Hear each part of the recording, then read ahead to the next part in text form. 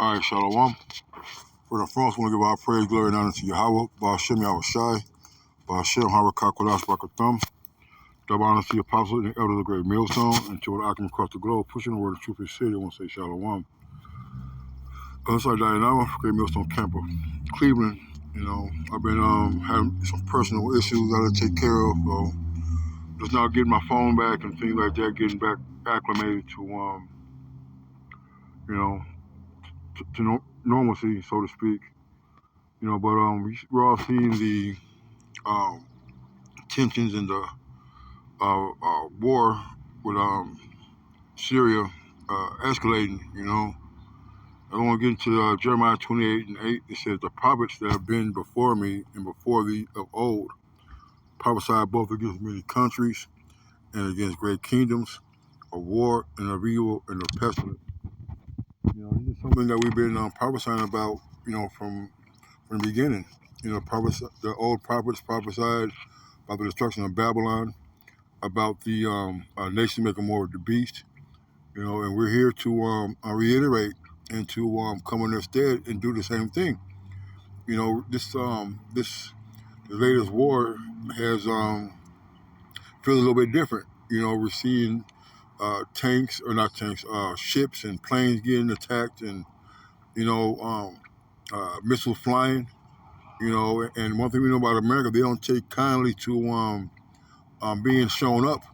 As if showing weakness in their armor or in their military. So the war is not only going to escalate, it's going to involve many other countries. Many other powers. It's going to be the time the nations are going to be picking sides. They're going to be sending troops here and there, wherever the war takes them. These times are prophesied about, and they're going to increase. The amount of rhetoric, the amount of propaganda is going to increase. And more hard times are coming, man. The shots have been fired. The missiles have been launched and bodies have been lost. So there's going to be no remedy, for this war to end until Yahweh Bashim Yahushai returns, and he's going to end all wars with the war against America and the destruction of his enemies. So the prophet was prophesied of peace when the word of the prophet shall come to pass. Then shall that prophet be known that the Lord has truly sent him. And we've been starting with the elder apostles on down, but even before, our forefathers prophesied against this place. They prophesied against Babylon and things like that, and those things have come to pass. Amos 3:7 says, "The Lord has done nothing but shall reveal the secrets to his servants the prophets." And the prophets are now speaking of the fruition of the prophecies coming to pass. There's not going to be a kumbaya. There's not going to be a gathering of the minds to bring peace. The Lord said, "If they're not coming to bring peace on earth, say nay, but a sword." So peace is not coming to this place. Peace is not coming to America, nor to its military, nor to those who are in cahoots with Babylon, man. All right, you get Mark 13:7-8. It says, "And you shall hear of wars and rumors of wars. Be ye not troubled, for such thing must needs be. The end shall not be yet." And this is not only a rumor; it's actually going on. We're seeing footage. We're seeing diplomats and foreign leaders deliberating and taking counsel of what should they do next.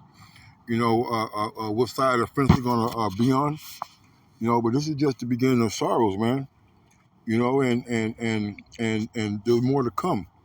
All right, because we have the mark of the beast still to be here. We have hyperinflation coming. We got war, evil, hard times coming. We got famine coming. And ultimately we got the beheading and the turning in of the men of the Lord. All right, but yet this is just the beginning, the tip of the iceberg.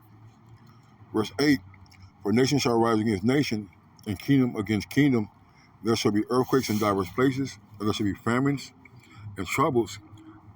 These are the beginning of sorrows, man. All right, and you're starting to see these allies gathering together, starting to see the allies of these so-called third world countries and these weaker nations. Their allies are starting to come out, all right, and shake their head and wag their finger at America. They're supplying each other with munitions, with support. Okay, and these things are going to increase. The places where these wars are taking place, these bombings and shellings are taking place. They're going to cut off the supply of food, going to cut off the supply of water and resources that these war-torn countries are living in. All right, this is just the beginning. All right, this is going to increase. Let's get Luke. Luke says it a little bit different. Luke 21 and 9. It says, "But when ye shall hear of wars and commotions, be not terrified, for these things must first come to pass, but the end is not by and by." And it said, "Be not terrified." All right, 'cause we understand that these prophecies got to be fulfilled. We know that these things have been written of, and the word of the Lord won't come back void. This is something that we've been looking forward to. This tension, these wars that's going on now, these sides of these kingdoms, these countries, they've all been prophesied about. These are the times that we're looking forward toward the end, all right, of this eon, this age of the rulership of the demon, the democracy of Esau Edom, all right, into the returning and ushering in the kingdom of Yahweh Shem Yahushai. So Revelation. Let's get Micah 2. Micah 2. So woe to them that devise iniquity. Micah 2 and 1. So woe to them that devise iniquity and work evil upon their beds. And when the morning it is light, they perish it, because it is in the power of their hand. That's the point. And they cover fields and take them by violence, and houses and take them away. So they oppress a man in his house, even a man in his heritage, right? Because when they put these troops on the ground, they're coming after the oil, they're coming after the gold, they're coming after the resources.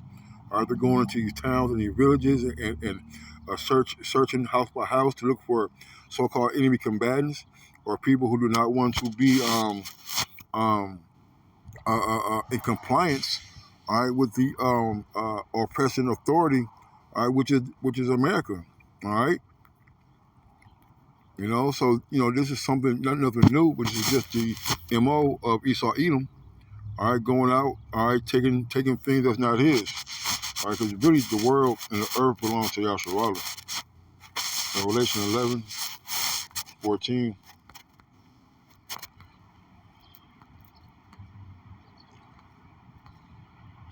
It says, "The second woe was past, and behold, the third woe come quickly." Man, this thing is going to escalate very fast, a lot more faster than we have seen. It's going to be a lot more intense, the fighting, all right, the gathering of the troops. All right, let's not forget where they're at. They're in the so-called Middle East, all right, which is Western Asia, all right, and these they're fighting over land, that's not theirs. They're taking resources that don't belong to them. All right, and this is the beginning of the takeover, all right, of Yahweh Shem Yahushai, because this is all devised, this has been all ordained by our heavenly power, man. All right, and these things must come to pass. The violence and death must increase, all right, for Yahshua, all right, to regain the rightful place in the earth, and that's rulership under the authority of Yahweh Yahushai, all right, and the governing body, the 144,000, man. And that's of the gist. That's really all I had. The water for the patience, the water for this truth. Call halal Yahushai for everything, man. This is marvelous time that we're living in, and there's going to be more great times, more great wonders that the Lord is going to show. God must say shalom and a baba ball.